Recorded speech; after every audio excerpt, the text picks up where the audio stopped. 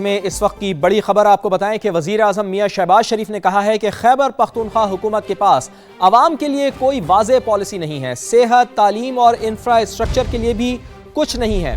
وزیر اعظم نے خیبر پختونخوا کے عوامی نمائندگان سے ملاقات میں کہا ہے کہ خیبر پختونخوا کے عوام کے مسائل کا مکمل ادراک ہے، اپنے دائرہ اختیار میں پائیدار حل کے لیے سنجیدہ اقدامات کر رہے ہیں۔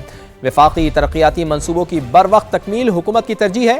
کے پی کے عوامی نمائندگان نے خیبر پختونخوا حکومت کو ناکام قرار دیا، کہا صوبے میں گورننس کا فقدان اور عوامی مسائل پر توجہ نہ ہونا سنگین مسئلہ ہے۔ وزیر اعظم نے رہنماؤں کو عوامی مسائل کے حل کو اولین ترجیح بنانے کی ہدایت کی، کہا نوجوان پاکستان کا قیمتی اثاثہ ہیں، میرٹ پر لیپ ٹاپ کی پالیسی آئندہ بھی جاری رہے گی۔ وزیر اعظم نے وزیر برائے منصوبہ بندی احسن اقبال کی سربراہی میں کمیٹی تشکیل دینے کا اعلان کیا، جو پشاور کا دورہ کر کے وفاقی منصوبوں کی پیش رفت کا جائزہ لے گی۔ یہ اہم خبر آ رہی ہے کہ سندھ حکومت نے پی ٹی آئی کو جلسہ کرنے کی اجازت دے دی ہے۔ کراچی میں باغ جناح میں جلسہ ہونا ہے کل پاکستان تحریک انصاف کا، اور اس سلسلے میں سندھ حکومت نے پاکستان تحریک انصاف کو جلسہ کرنے کی اجازت دے دی ہے۔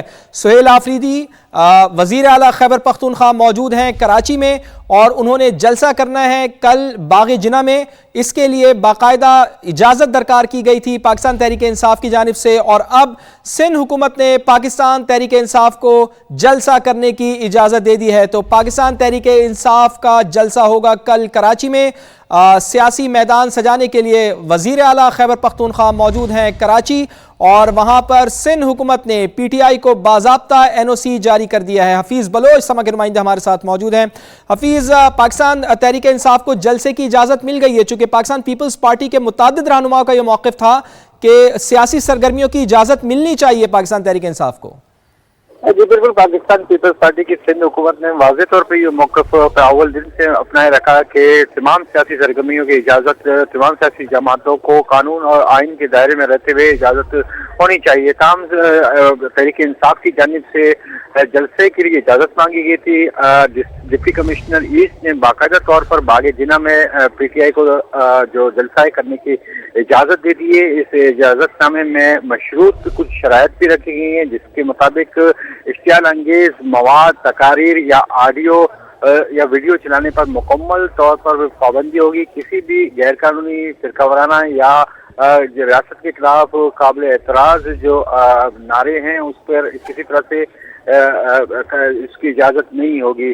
قانون اور امن و امان کی مکمل ذمہ داری منتظمین پر عائد ہوگی۔ دستہ شرکا سیکورٹی اور داخلی و خارجی راستوں کی نگرانی کی منتظمین کی ذمہ داری ہوگی۔ اس کے ساتھ داخلی اور خارجی راستے وہ محدود اور کنٹرول میں رکھے جائیں گے۔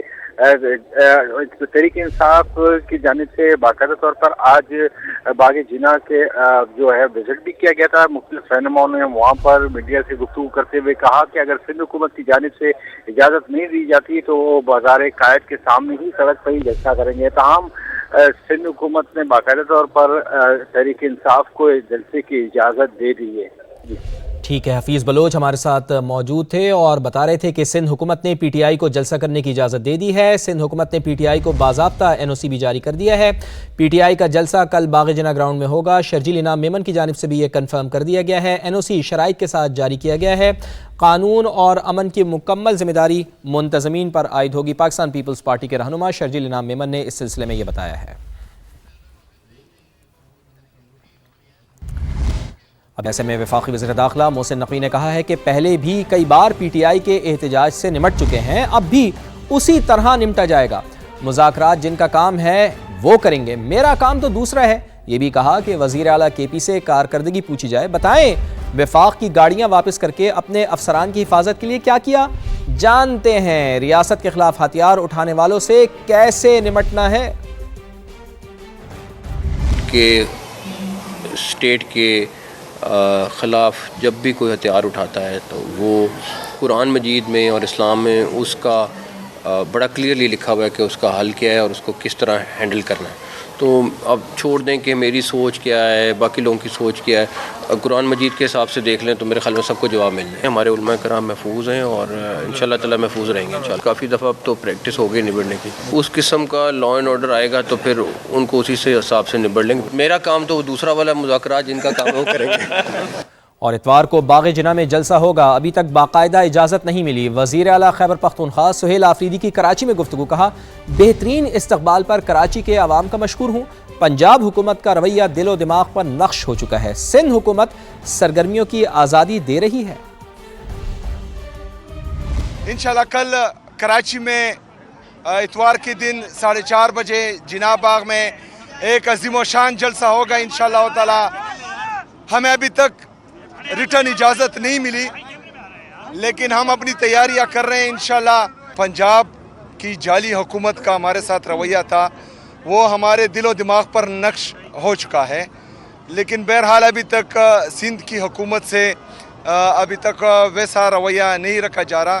الحمدللہ ہمیں جو ہے فری موومنٹ دی جا رہی ہے۔ فوری انتخابات کا متحمل نہیں ہو سکتا، پہلے قومی کانفرنس بلائیں اور رولز طے کریں۔ تحریک تحفظ آئین پاکستان کے رہنما محمود خان اچکزئی کا کہنا ہے کہ اجتماعی دانش کے ساتھ ملک کو بحران سے نکالنا ہے، عوام ہمارا ساتھ دیں۔ بحران ہم سے بڑے ہیں، پاکستان جن بحرانوں میں ہمجہت بحرانوں میں گرا ہوا ہے وہ کے نہیں ہے، وہ ہم سے اندر کے ہیں، ہم نے کیے ہیں، ہم اس کے ذمہ دار ہیں۔ پاکستان کے لوگ اس اجتماعی دانش میں ہمارا ساتھ دیں۔ پاکستان الیکشنوں کا متحمل نہیں ہو سکتا، پہلے اس میں ایک 3 روزہ قومی کانفرنس بلائیں، جس میں جرنیلوں کو بلائیں، ججوں کو بلائیں، پولیٹیشنز کو بلائیں، اقتصادی ماہرین کو بلائیں، سب کو بلائیں، تاکہ ہم 3 دن بیٹھ کے اجتماعی دانش سے رولز آف دی گیم طے کر کے پھر جائیں۔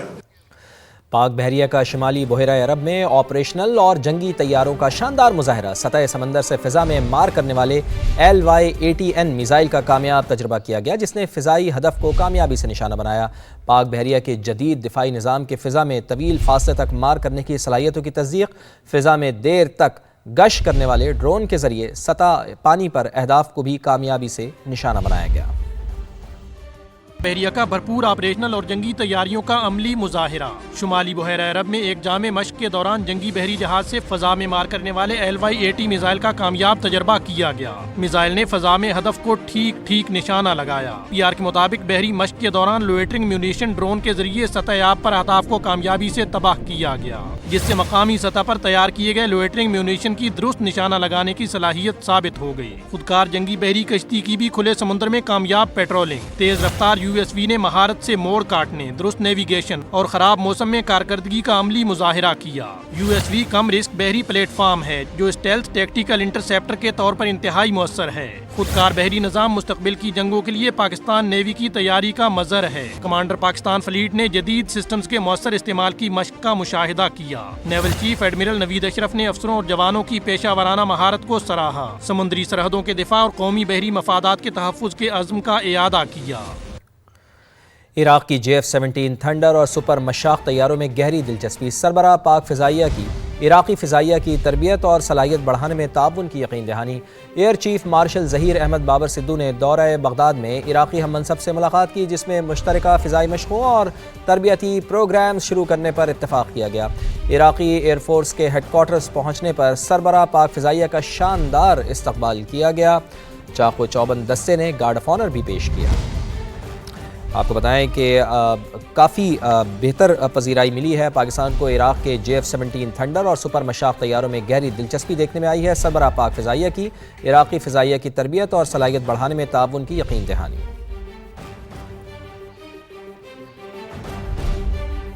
ایران میں پرتشدد مظاہروں کے 2 ہفتے مکمل ہو گئے ہیں۔ غیر ملکی میڈیا کے مطابق 180 شہروں میں 500 سے زائد مقامات پر مظاہرے ہوئے ہیں۔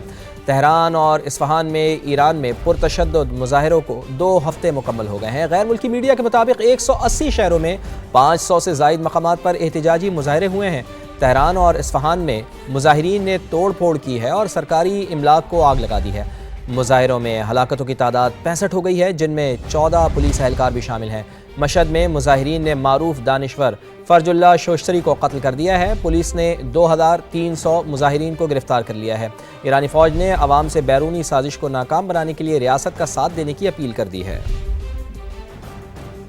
ایران میں پرتشدد مظاہرے نہ تھم سکے، 180 شہروں میں 500 سے زائد مقامات پر احتجاج۔ تہران میں مظاہرین نے سرکاری املاک کو آگ لگا دی۔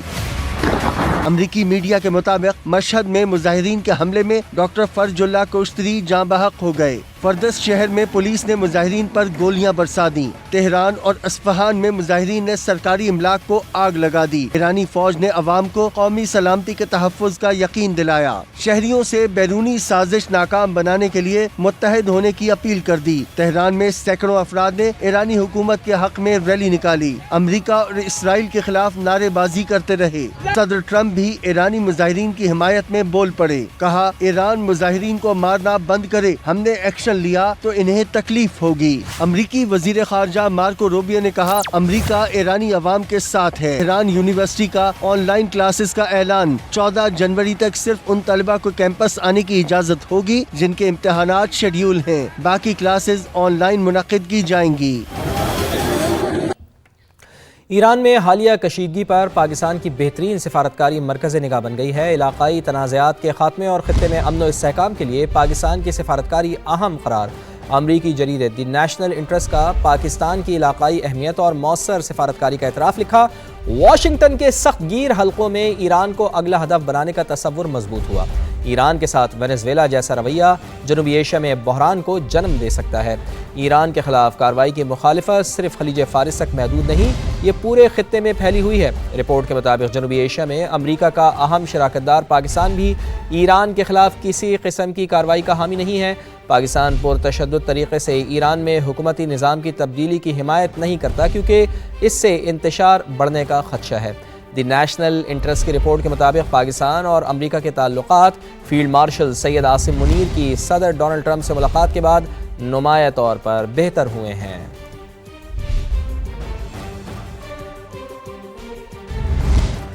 اور پنجاب کے تعلیمی اداروں میں سردیوں کی چھٹیاں ایک ہفتہ بڑھا دی گئی ہیں۔ وزیر تعلیم رانا سکندر حیات نے کہا ہے کہ شدید سردی میں طلباء کی صحت کو مد نظر رکھتے ہوئے یہ فیصلہ کیا گیا ہے۔ لاہور سے دیکھیے دانیال عمر کی رپورٹ۔